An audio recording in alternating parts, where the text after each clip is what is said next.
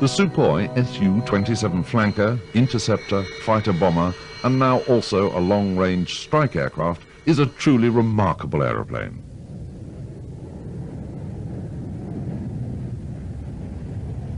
Born on the 20th of May 1977 during the Cold War with the Warsaw Pact, very little was known about it in the West until a decade later, when the Russian reconstruction, or perestroika, was instituted by Premier Mikhail Gorbachev in 1987.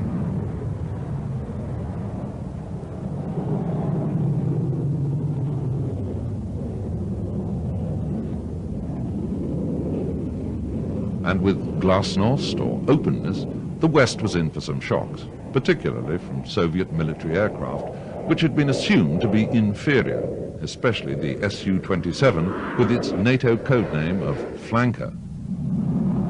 This is the remarkable story of a remarkable aircraft and the dedicated team of professionals who, under the supervision of their late founder Pavel Osipovich Sukhoi, created a masterpiece, the jewel in the Russian crown.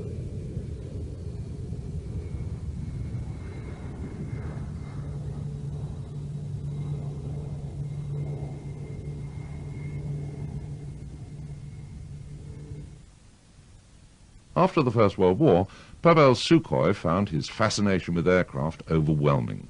He graduated from technical school in 1925 and went to work for Tupolev, where he learned his trade. As late as 1927, the Red Air Force felt that it was using too many foreign aircraft. New designs were needed.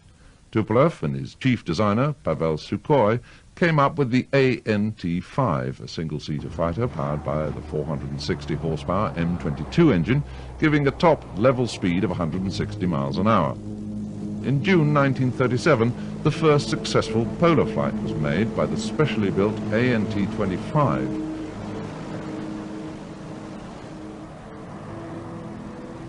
But that first trip was full of incident when the aircraft had mechanical problems but just managed to limp into Vancouver. The second attempt a month later, on July the 12th, was a different story when Gromov, Danilin and Yumashaev took off from a specially sloped runway and flew 6,306 miles from Moscow to San Jacinto in California. They'd been airborne for an amazing 2 days, 14 hours and 17 minutes. What's more, they had 3,300 pounds of fuel left in their tanks. They not only broke the world distance record at that time, but the Americans began to realize just how near Moscow was if you flew over the pole. Another long-distance record was set up by an all-female crew flying in the DB-2 Sukhoi long-range bomber. 1939 also saw the birth of the Design Bureau, and it also saw a military aircraft from Sukhoi. It was christened Su-2. It was a short-range bomber powered by the 1,100 horsepower M88 radial engine, and it was used in limited numbers from 1940. But Pavel Sukhoi was an innovator and an experimenter. During the war years, he produced a number of experimental fighters and small bombers. In the jet age, Sukhoi continued to concentrate on fighter bombers and fighters of every description. From December 1949, the Sukhoi OKB was closed by Stalin in retaliation for a failed jet prototype. Sukhoi and his team went back to Tupolev, where they worked on their own projects until Stalin's death on the 5th of March 1953.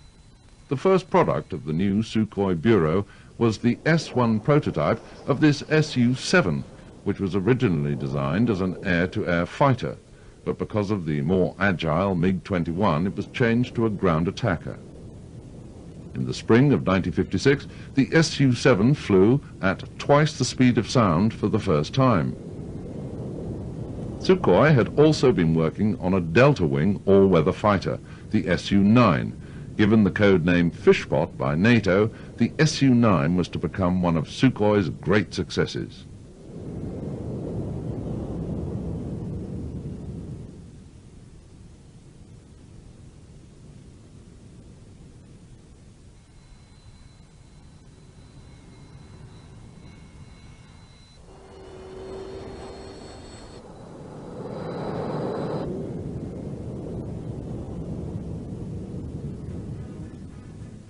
During this time, his aircraft managed to break a number of speed and altitude records. Test pilot Vladimir Ilyushin broke the altitude record by climbing to a staggering 28,852 meters or 86,556 feet. He then got the absolute sustained height record of 21,170 meters or 64,526 feet. Boris Adrianov then broke the world distance record for a fighter by flying 2,092 kilometers, that's over 1,300 miles without refueling. He was followed by Anatoly Kaznyov, who broke the record again by achieving 2,337 kilometers, that's over 1,452 statute miles. Pavel Sukhoi was now seeing the fruits of his labors, as his aircraft were only second down the line from the mighty Mikoyan and its MiGs. The Su-7B became the standard tactical fighter bomber of the Soviet Air Force and was sold to many countries all over the world. The Su-15 Flagon twin-engine fighter interceptor was a development of the Su-9 and 11.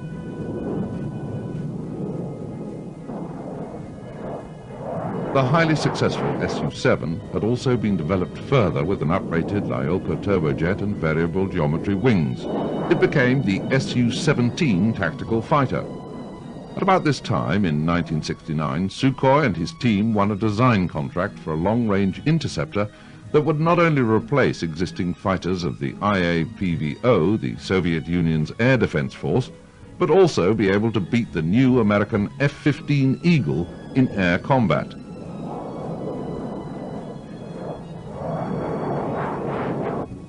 At the time the requirement for the flanker was issued, the IAPVO was equipped with three main fighters: the single-seat Su-15 Flagon, the Yak-28 Brewer, and this enormous twin-seat Tupolev Tu-128, NATO codename Fiddler.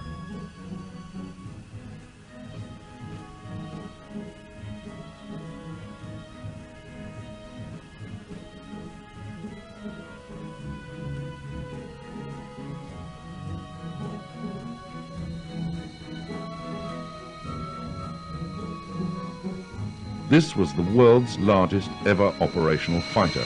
It was over 80 feet or 26 meters long. It had a range of around 3,000 miles and a top speed of 1,150 miles an hour.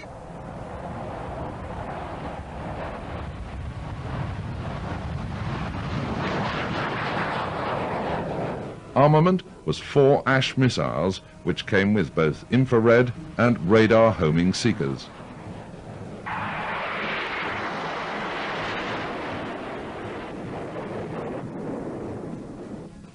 The Su-27 requirement also stipulated that the aircraft would have a limited role with Soviet frontal aviation, the tactical air arm. The Su-27 would be used as a fighter escort for long-range interdictors like the Su-24 Fencer. But at that time, frontal aviation's most numerous fighter and fighter bomber was the MiG-21 Fishbed, which first flew in 1955 and had been designed just after the Korean War.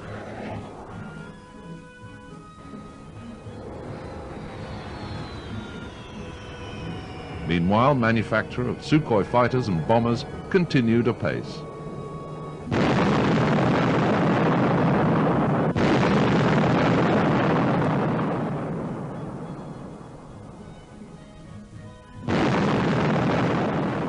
With SAM missiles and interceptors, a strike aircraft was needed to penetrate enemy defenses and fly under radar at very low levels. The Sukhoi OKB failed in their first attempt, but developed the Su-24 Fencer, which, like the American F-111, was a large 2-seat swing-wing strike aircraft designed around the Soviet Union's first integrated avionics system, with a bomb sight, weapons control, and navigation systems coupled to 2 radars, one for attack and one for terrain following. If Sukhoi was to create a fighter better than the F-15, it was obvious that it had to be fly-by-wire to stabilize an unstable design. Unbeknown to the West, Sukhoi had already used a crude fly-by-wire system in his T-4 Mach 3 bomber. One of the problems with the T-4 was that the aircraft flexed a great deal in flight, so conventional hydromechanical controls simply wouldn't have worked.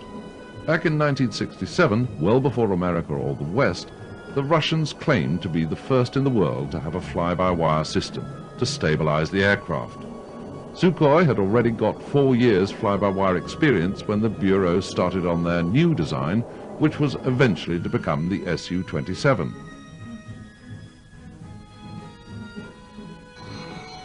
Vladimir Ilyushin, the son of the famous Russian designer, was chief test pilot for this experimental project. He would also head the flying team for the 27.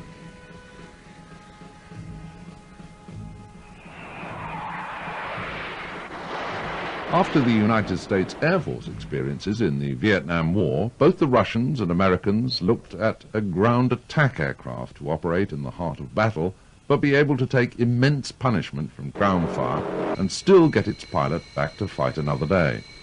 Sukhoi were the first to protect the pilot with a titanium armored bathtub. The Americans soon used the same idea in the Fairchild A-10 tank buster, which was more agile but much slower than the Su-25 Frogfoot.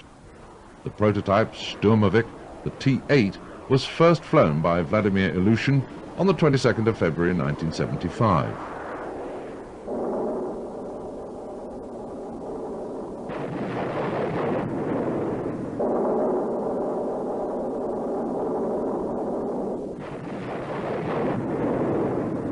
While Frogfoot was being put through its paces, work was started on the Su-27. The design team was led by Yevgeny Ivanov, with Oleg Samolovich as his deputy. After 2 years of preliminary design work, it's said that the final layout of the aircraft was finalized by just 3 men over a single weekend. Pavel Sukhoi took a close interest in the project, which was to be his last. The hero of the Soviet Union died peacefully in 1975, unaware that his last innovation was to turn the aviation world on its ear and allow the Design Bureau, which still bears his name, to rise to the very summit of the Russian aerospace industry, eclipsing even the mighty MiG. The first prototype flanker, designated T-10-1, was wheeled out of the hangar for its maiden flight on the 20th of May 1977 at Tsukhovsky in the capable hands of its chief test pilot, Vladimir Ilyushin. The aircraft was a typical shape for that era, with twin-tail fins, widely spaced underslung engines, and an integrated wing-to-fuselage. To Western eyes, it was a copy of the F-15. Much later, they were to realize that this could not have been further from the truth. Those early test flights were to show up some serious design faults. It didn't have the range, and there were problems with stability which simply had to be cured. Even with modifications, the design meant that the aircraft was too heavy, had too much drag, and below expected engine thrust. It was clear that a major redesign was needed to get the fighter into shape, and the man given the task after Sukhoi's death in 1975 was Mikhail Petrovich Simonov, who was eventually destined to take overall charge of the Sukhoi Bureau. By today's standards, test facilities were fairly crude, but they had to work. Everything on every aircraft had to be tested to the limit, and that sometimes meant to destruction. For instance, how would a wing tank stand up to the sort of forces that you get at high Mach numbers where vibration could simply split it apart?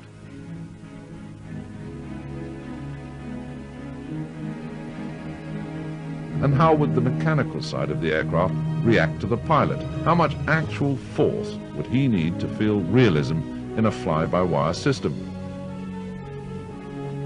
How much would the canopy expand and contract at different temperatures, from very hot to freezing cold?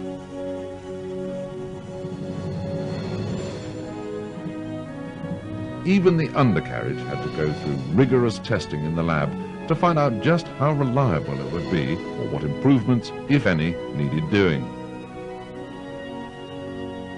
Every dial and the electronics that ran them had to be checked and checked again, redesigned and improved if need be.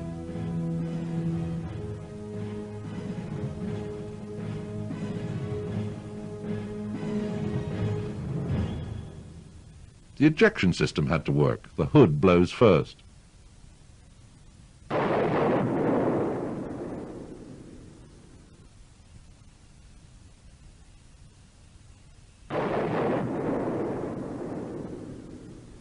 The armaments all had to go through the same meticulous eye for detail, whether it be cannons or rockets.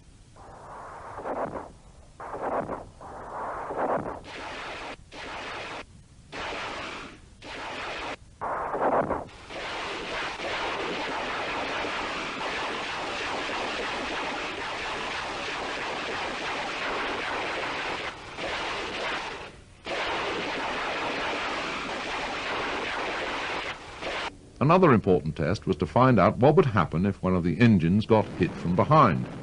How much damage would the aircraft sustain? Testing of the ejection seat was carried out using a rocket sled. This sequence shows trials of the Su-25 two-seat trainer, which uses the same K-36 ejection seat as the Su-27.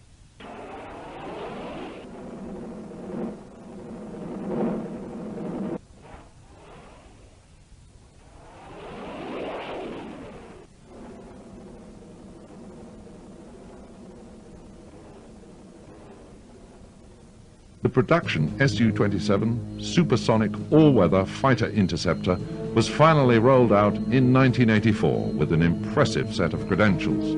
It had a top speed approaching 2,500 kilometers an hour, that's over 1,500 miles an hour. But it was also highly maneuverable at very slow speeds, as this rare Russian film shows. It could climb up to 19,000 meters, that's over 2 miles high. It had a range of 4,000 kilometers, or over 2,000 miles, and it could stay in the air for about 5 hours, with a maximum weapons load of 8 tons. Between 1986 and 1989, a highly modified version, the P-42, challenged the American F-15 specially stripped Streak Eagle for a number of world records. The P-42 was so clean that with its uprated engines, it had to be tethered to a military vehicle using twin cables and an electronic lock release, as the standard brakes simply couldn't hold it back. The P-42 set a total of no less than 27 new world records. Its rate of climb was 213 meters or 700 feet per second. The Su-27 had an integral airframe with the wings and fuselage blended together to give it more lift and less drag. With its relatively fuel-efficient Saturn Lyulka turbofans, its aerodynamic airframe and room for more internal fuel, the flanker had exceptional endurance for an aircraft of its type. It had 2 powerful horizontal stabilizers, flaperons, drooped leading edges, and a fly-by-wire system to improve both its performance and maneuverability. The Su-27 was designed to be unstable and run by its computers, but the fly-by-wire system was so efficient that it meant that the pilot controlled the aircraft in exactly the same way as a stable one. The same system controlled the so-called high-lift devices, raising the aircraft's all-important lift-to-drag ratio during a combat maneuver, again being greater at a greater angle of attack. It also made sure that the pilot couldn't overstress the aircraft, whatever he did. This not only protected it from too high angles of attack, but meant that the pilot didn't have to worry about it, which gave him a psychological edge in a war situation. And it also meant that he couldn't get into an unwanted spin or overload the computer system.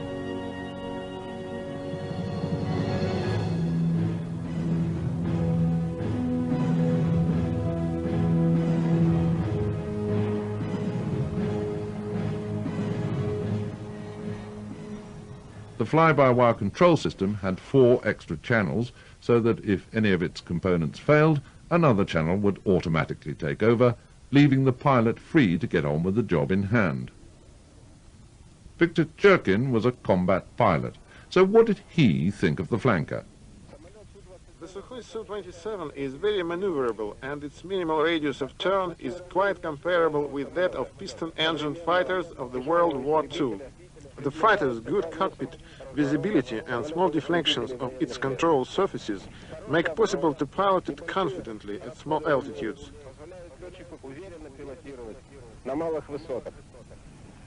I always pilot the fighter with pleasure. I find it hard to believe that an aircraft whose weight exceeds 20 tons is so controllable.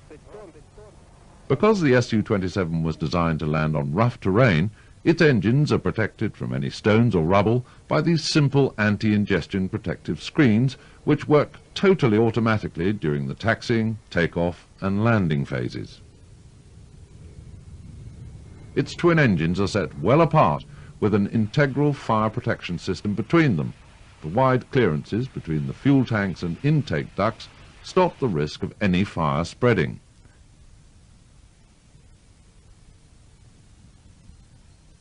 The early versions of the aircraft had their fuel tanks filled with polyurethane foam.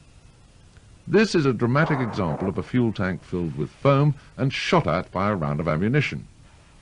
The same again, a round of ammunition fired at an unprotected fuel tank.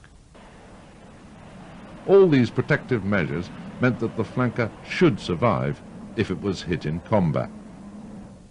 The engines were designed to be easy to maintain, with jobs like changing the first stage blades of both a compressor and a turbine right on the airfield, without having to send the whole engine to the repair plant.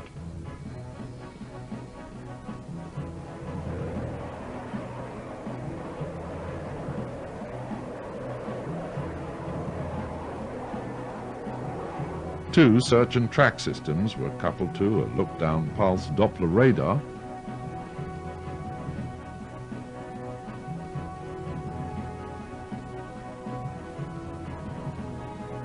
an infrared target finder with a laser rangefinder, and a helmet-mounted sight system, which allows the pilot to aim his weapons at the target without turning the aircraft.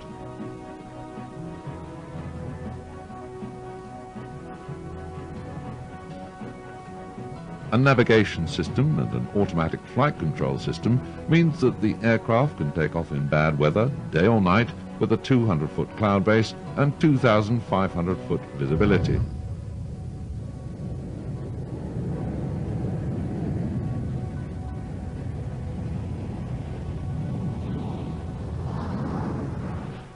There are 10 hard points under the aircraft for weapons or stores. Early versions carried 4 Archer air-to-air and 6 Alamo missiles.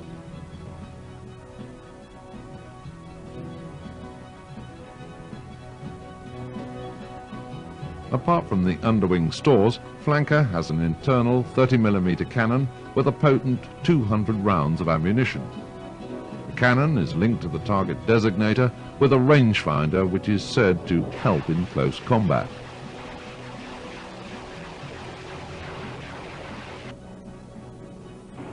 With its variety of missiles, the Flanker can fight from a distance or at close quarters.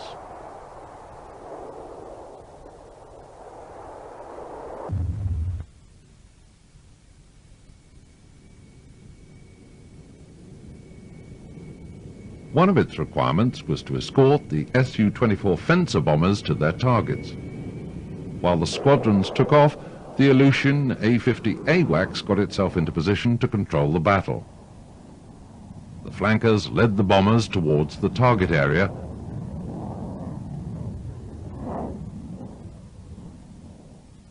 guided by the AWACS, and literally blasted away through any enemy attack using their range of missiles.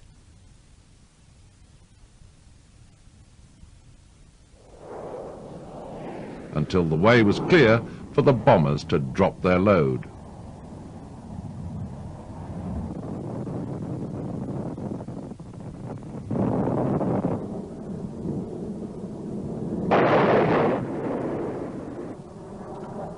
Even by 1987, the West hadn't had a good look at the Su-27. But one of its first encounters turned out to be too close for comfort. A Norwegian P-3 Orion patrol plane met 2 flankers.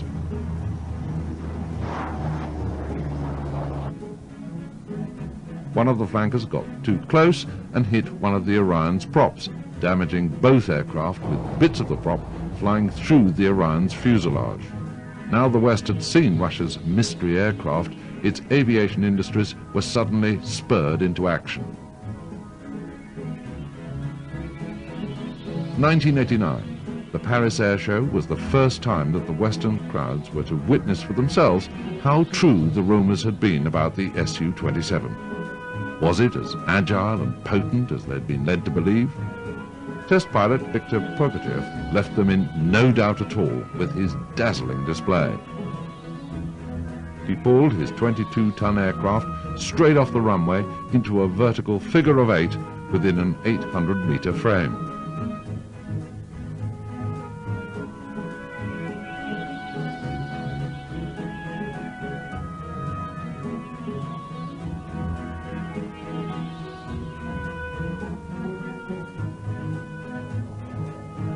Pugachev stunned the crowd with a maneuver never seen in the West before. Pugachev's Cobra, a move that he'd invented himself and that was to become an international trademark for the Sukhoi.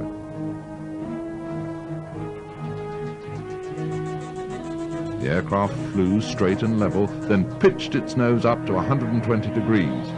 Pugachev then pushed the stick forward and into level flight again.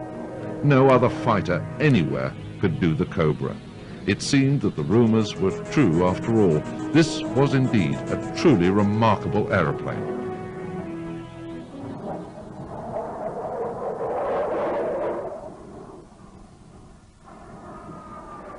Its chief test pilot, Vladimir Ilyushin, was in no doubt at all. Before flying this aircraft, I piloted vehicles of 142 different types, and always came to know that I was, so to say, more intelligent than a flying machine, and more capable than it was. In the case with the Sukhoi Su-27, it was the other way around. It appeared to be more intelligent than me. The aircraft is more capable than a pilot. So, in order to use its great potential, a pilot's self-perfection is essential. Moreover, when I piloted the Su-27 for the first time, I understood this was the aircraft you could wait all of your life. It's worth being a pilot of this fighter. On account of a delight I felt in the air, a smile doesn't vanish from my face till now. I'm sure that everyone who will pilot the fighter will feel the same way. The Russian Navy had planned to build 4 new aircraft carriers to take them into the 21st century. In fact, only one was completed, but even that needed new aircraft. Sukhoi began by altering its basic Su-27 design by fitting canard foreplanes, an arrestor hook, a beefed-up undercarriage, a refueling probe, and twin nose wheels. Land trials were started at Saki in the Crimea on a dummy landing deck with arrestor wires and a ski ramp for takeoff. It's understood that during these trials, at least one Su-27K was in fact lost.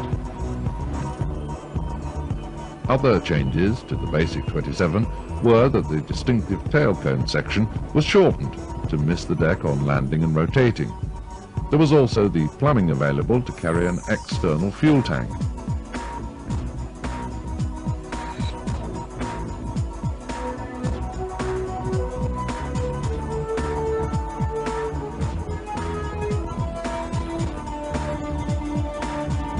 Trials went on day and night until it was felt safe for Viktor Pugachev to find the aircraft carrier Tbilisi and to land on it for the first time. He refueled in the air and tracked in towards the carrier.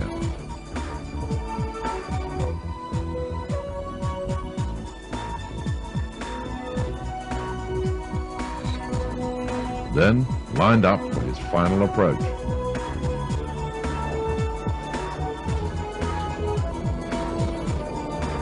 First time around was a touch and go just to get the feel of the pounding ship. Then a second attempt.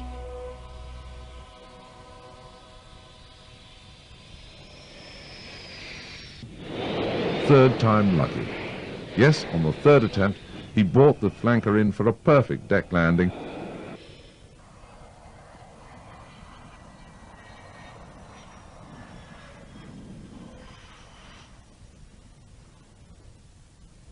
Where Mikhail Simonov and the engineers and crew were waiting to give him a hero's welcome.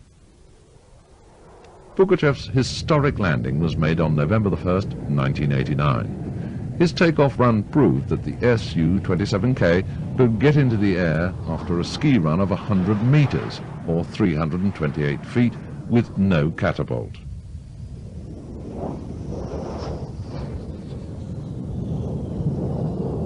It was soon the turn of his heir apparent, the young Yevgeny Frolov, to bring his aircraft in for a perfect landing on the Tbilisi.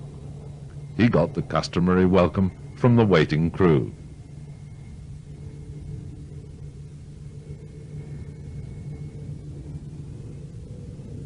Later, the carrier changed its name to the Kuznetsov, and the aircraft uprated to the Su-33.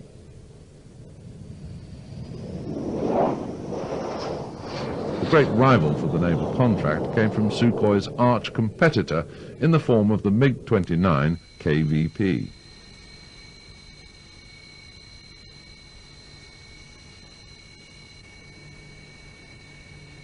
It too had wings that folded for stowage.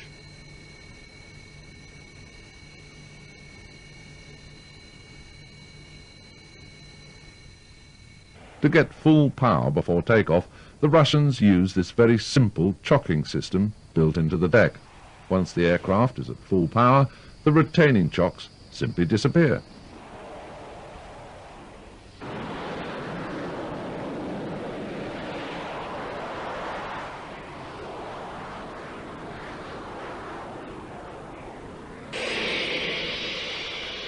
Although the MiG was an equally fine aircraft, which had been well proven over the years, it was Sukhoi who won the contract to supply its 33s to the Russian Navy. However brilliant an aircraft seems, accidents and failures will happen, as this MiG-29 pilot found out.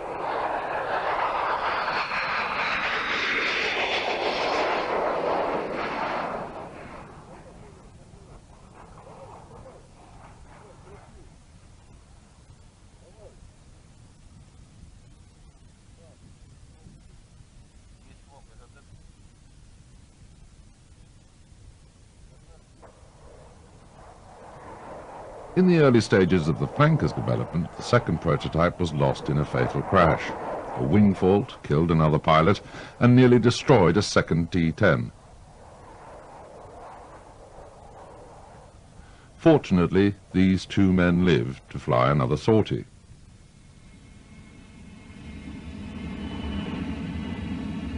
To the uninitiated, both the MiG-29 and the Su-27 look very similar, but there are distinct differences.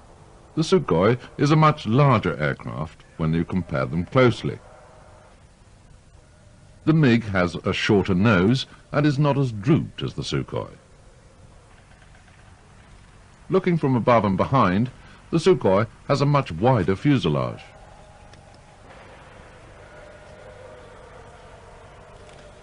The MiG cockpit seems smaller and slightly more cramped than its bigger brother,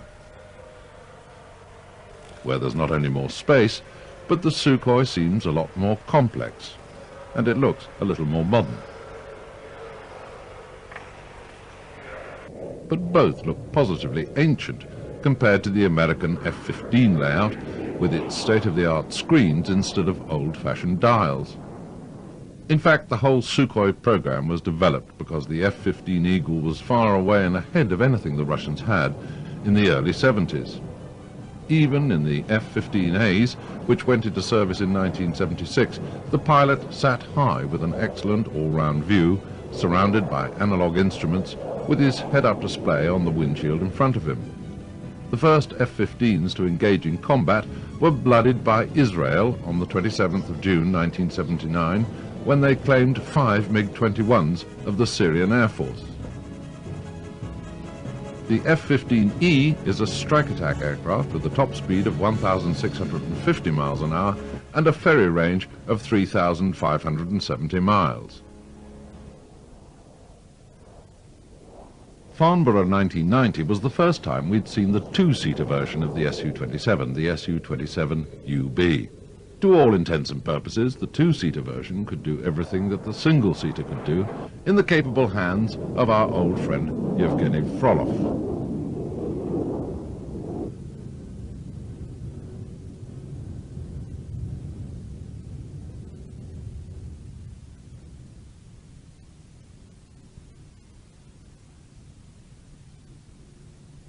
At takeoff, it has a thrust-to-weight ratio of better than 1:1.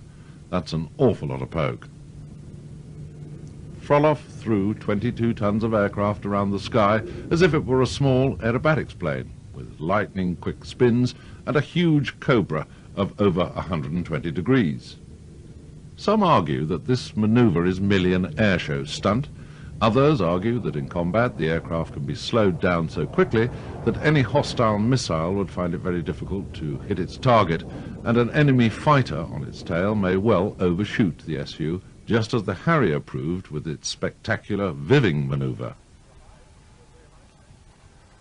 As Yevgeny got out of the Su-27UB, he was to come face to face with Captain Mal McNair, who had just demonstrated his CF-18 Hornet. The two former enemies were soon into pilot's talk and couldn't wait to have a guided tour around each other's aircraft.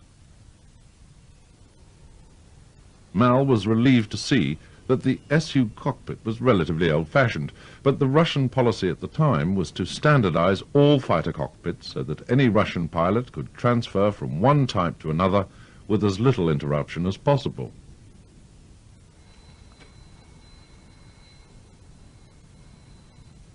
The Hornet, on the other hand, was equipped with the very latest glass cockpit, with most of the pilot's information transmitted on computer screens. So how did the Sukhoi compare with Western fighters? Mal McNair. I think it compares pretty favorably with Western fighters as far as airshow performances. As far as what it would do as a weapons platform, that hasn't been proven yet, and hopefully won't be proven in the future. But from my personal opinion, not the opinion of my government, I think the Western fighters still hold an edge in the avionics and the weapons systems we have on board. So how do you do the Cobra? Well, come in level at 220 knots with 85% power, pull back with about 35 pounds of pressure on the stick to override the angle of attack limiter. The aircraft rears up with its underside becoming a huge air brake. Push the stick forward and ease in some power to return straight and level. If you make a mess of it, press the small white button on the top right of the control column, which engages a system that will automatically correct the aircraft, whatever its attitude. The Su-35 was designed as a follow-on from the basic Su-27 with much better dogfighting capabilities, and was the first derivation aircraft to have an unstable integral triplane or three-wing aerodynamic configuration. It has a new glass cockpit with a vastly uprated and completely new digital fly-by-wire control system, which is quadruplex, using 4 channels in pitch and 3 in yaw. It has a totally new radar, allowing 15 targets to be tracked at a time, with 6 that can be engaged at a range of 225 miles. It also has a redesigned tail cone with a reshaped tip housing a dielectric radome rather than the usual brake chute cover, giving it over-the-shoulder radar coverage.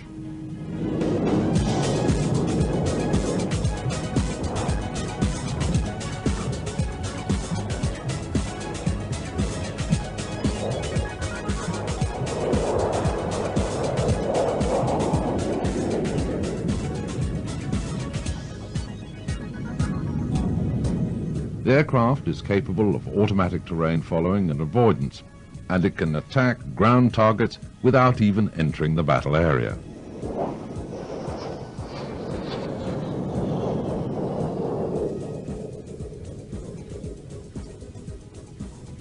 Apart from new uprated engines, the Su-35 has new tail fins, taller than the 27UB, and each one houses an auxiliary fuel tank. Finally, the Su-35 can carry a very long-range anti-AWACS missile to knock out the enemy's combat control system.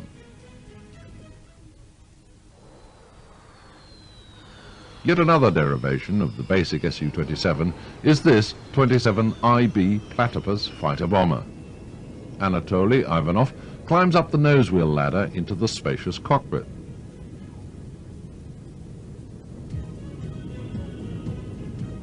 The cockpit itself is surrounded by titanium armor some 17 millimeters thick. It's thought that the original concept of the aircraft was as a naval trainer with its side-by-side seating. An altitude pressure of 7,000 feet is maintained in the cockpit up to 30,000 feet, which means the crew don't have to work with their oxygen masks on.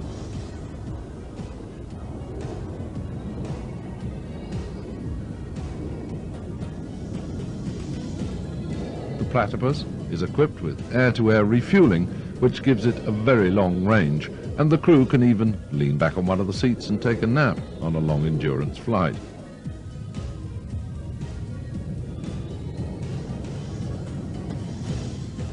The Su-32FN, confusing isn't it? The Su-32FN is an updated version of the 27IB, with a beefed up main gear having 2 wheels per side and a double nose wheel. When it arrived at the Paris Air Show in 1995, it had flown non-stop from Moscow with no in-flight refueling at all.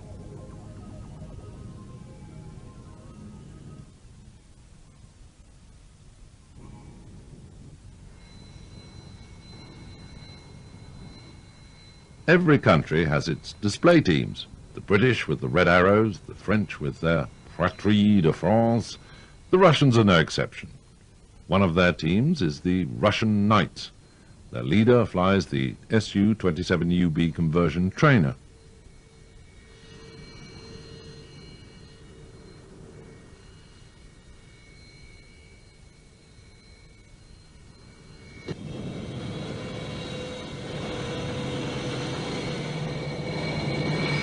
The rest of the team fly a mixture of single-seaters and two-seaters. Their show is not as flamboyant as the Reds, but it doesn't need to be, as it's still unique. The pilots are chosen from the 234th Prokhorovsky Guards Fighter Regiment at Kubinka.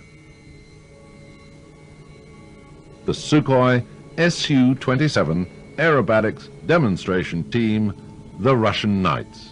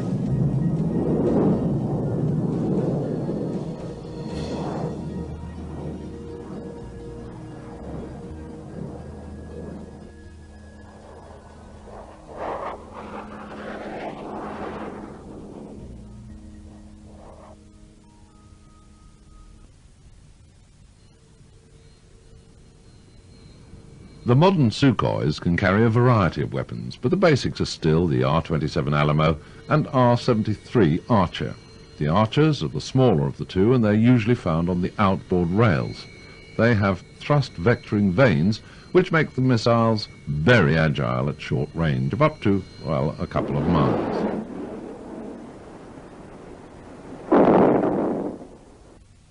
The R-27 Alamos are generally stored on the inboard rails.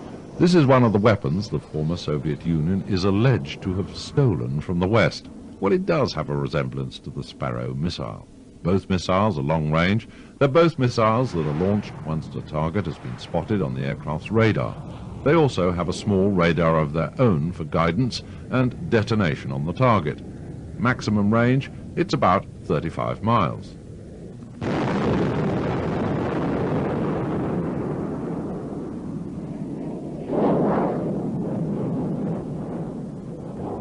Apart from the Alamo and the Archer, the Sukhois use the long-range AAML and very long-range anti-AWACS weapon. The naval Sukhois, the 27K and the Su-33s, carry a centerline KH-41 Mosquito anti-shipping missile and a clutch of long-range weapons, but all missiles are constantly being updated. As Sukhoi progress by bettering a basically superb machine, what are they up against in the 21st century? Dassault has invested heavily in Rafale. June the 8th, 1995, the Dassault 1 single-seater shot down a Mica missile guided by a new radar developed by Dassault. Rafale comes in different sizes, with a two-seater, a single-seater, a naval version, and it should replace half a dozen strike interceptor and reconnaissance types in the French Air Force. Lockheed Boeing won a contract to produce the replacement for the F-15 Eagle, the F-22.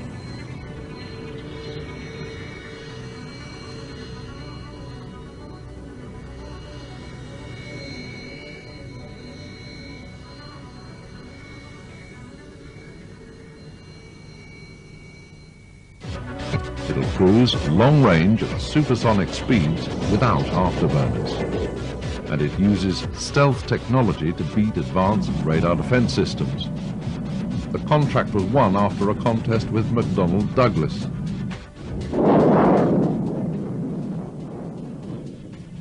Its problem is, of course, its massive cost. Another aircraft in competition with Sukhoi will be Eurofighter, which progresses as we head towards the millennium. It's a joint venture between Germany, Britain, Italy, and Spain, with each country contributing in the development.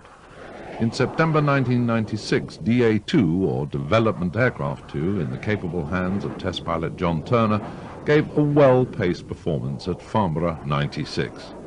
He was limited in power with 2 Tornado engines instead of the planned Eurojet 200 engines. But Farnborough was about to witness one of the greatest air displays in its 50-year history, from a Sukhoi, the new Su-37.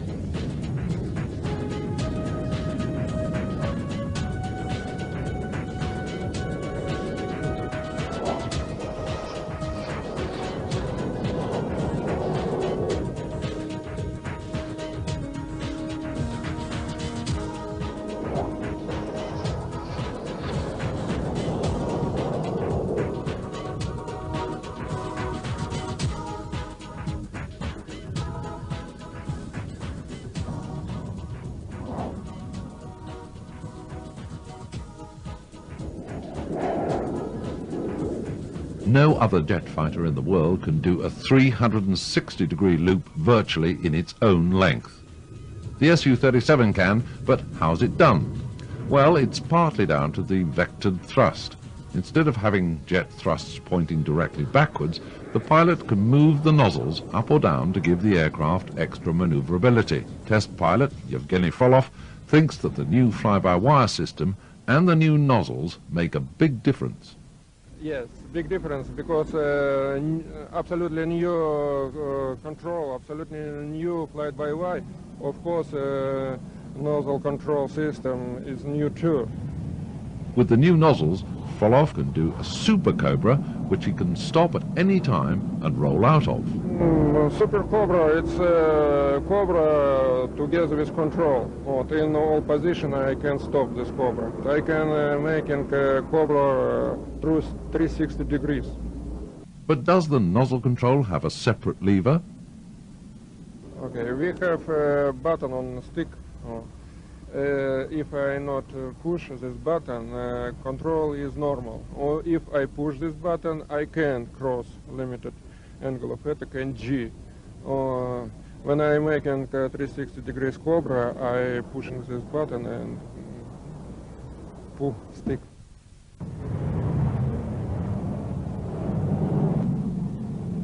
So can we expect to see this new nozzle technology on any of the other Sukhois in service? Yes, of course. It's first prototype of plane with nozzle control. Of course, when we will have a good potential of this system, we use on all plane Sukhoi. It's a serial engine and only new nozzle control. This same engine we can set all Sukhoi plane on Sukhoi 27 too. And perhaps on Eurofighter? Yes, of course, why not? John Turner, test pilot for Eurofighter, doesn't think he needs vectored thrust. Vectored thrust and a large canard that's placed well forward of the main plane, as this aircraft had, are two ways of solving the same problem, and that's getting maneuverability at supersonic speed. If you have a large canard, and you'll notice that none of the other aircraft here have a canard of the same size, nor indeed of the same moment arm, I move sufficiently far forward from the main plane as we do.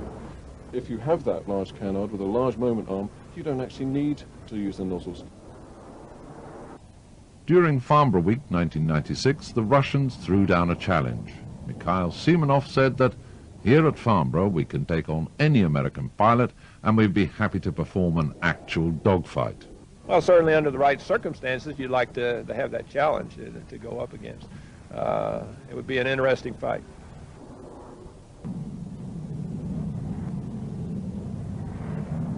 Needless to say, the challenge didn't take place, and John Turner was not too impressed with the Cobra as a combat maneuver. The big problem that I have, and most of the combat pilots that I've spoken to feel the same way, is that they're wonderful effects for an air show, but they don't do much for you in combat. People used to say the same thing about the Harrier there, didn't they? Wonderful airshow aeroplane, they said, but not much good when you get it out in the real world. That's true as well, and if you look at the Harrier VIF manoeuvre, which was, when it was first introduced, thought to be that was the absolutely vectoring in wonderful. forward flight. That's right, where he uses his nozzles just to slow his aircraft down and make it go stationary effectively in the air. Well, I've flown in a Phantom against someone doing that. That was horrifying the first time you saw it. The second time, you just shot him out of the sky because you knew where he was going to be for the next 2 minutes. So it actually makes the combat pilot predictable. And the one thing you don't want to do in a modern combat is to let the enemy know what it is you're going to do next. The Cobra maneuver actually is not a problem for the weapon system that we carry in this aircraft. And indeed, it's not a problem for most weapon systems nowadays. But surely things never stand still for long in modern aviation.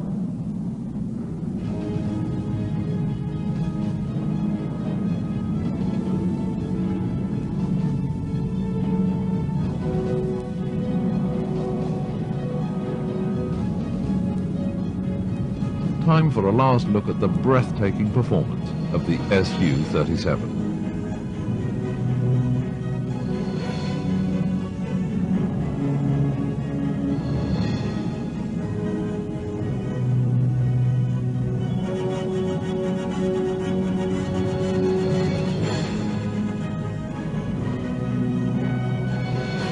No one can doubt that Pavel Sukhoi's legacy has been a world shaker. His influence will be with us for generations to come.